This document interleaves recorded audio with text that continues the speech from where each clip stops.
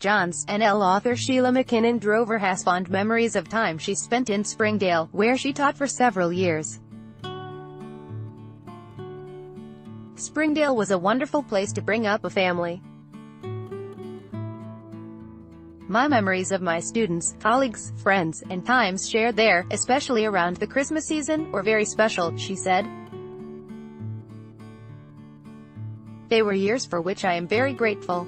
Although she has retired from teaching in the classroom, she has found a new way to continue educating people about the heritage of Newfoundland and Labrador. Mackinnon Drover has spent considerable time over the past few years creating a book that celebrates the work and artistry of her father-in-law.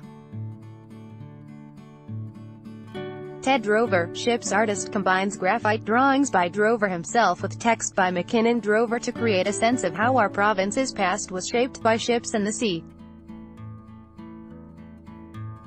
Author Sheilah Mackinnon Drover, what made me write was the desire to preserve the past, Mackinnon Drover said.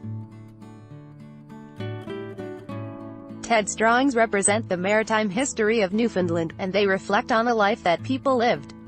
All of his drawings were absolutely authentic, not to scale, but rigging and all, Mackinnon Drover said. They were in graphite, all in black and white, rubbed with his thumb, or an eraser. Over 30 of Drover's original drawings are part of the collection in the provincial archives, but Mackinnon Drover wanted to ensure they were seen. From schooners, to coastal boats, whale catchers, to ferries, they are completely accurate drawings, a pictorial history of Newfoundland and Labrador, she said. But they are in the archives, so no one sees them. I felt it was important that more people had the chance to see them. The book, which was launched at the Railway Coastal Museum in St.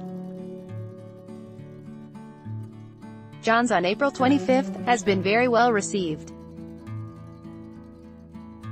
About 100 people came to the launch at the Railway and Coastal Museum. Reaction has been phenomenal, Mackinnon Drover said. I knew that everyone who appreciates ships or good drawings would like those. I just hoped they would appreciate what I had written. I have received some very kind comments on my writing. Ted Drover, 1907 to 1980, went to the Ontario College of Art in the 1920s, but during the Great Depression, he returned home to help run his family's sawmill in Alder Harbour. Over time, he worked in the Clarentville shipyard and later operated a charter boat in the Twillingate area. In 1936, he returned to his art when he was asked to draw portraits for the Book of Newfoundland.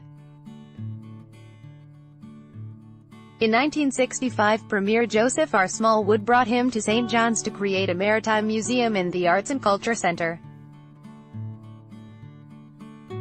It was while collecting artifacts and creating displays for the museum that he began creating the drawings that are now part of Mackinnon Drover's book. Despite her enthusiasm for writing Ted Drover, ship's artist, it was a bigger project than Mackinnon Drover initially anticipated. My publisher asked me to write 400 to 500 words per photo, Mackinnon Drover said. I thought it would be a quick project. How hard could it be? Do 6 lines, photo on one side, writing on the other. The selection of images, the research, and the writing took almost 5 years, but she enjoyed the process. The research was interesting and everyone I spoke with at the library and the maritime archives were helpful and cooperative, Mackinnon Drover said. It was a good experience. In addition to her desire to give her father-in-law's work a wider audience, Mackinnon Drover was also motivated by her need to ensure that people in Newfoundland and Labrador understand and respect our own past. My book is just one of many important books being written about what life used to be like here, Mackinnon Drover said. I wish there were books like that in every school. I wish that the study of Newfoundland life was compulsory for all children. Writing is a glimpse of what life was like for our grandparents and great-grandparents. Life wasn't easy, but it was good.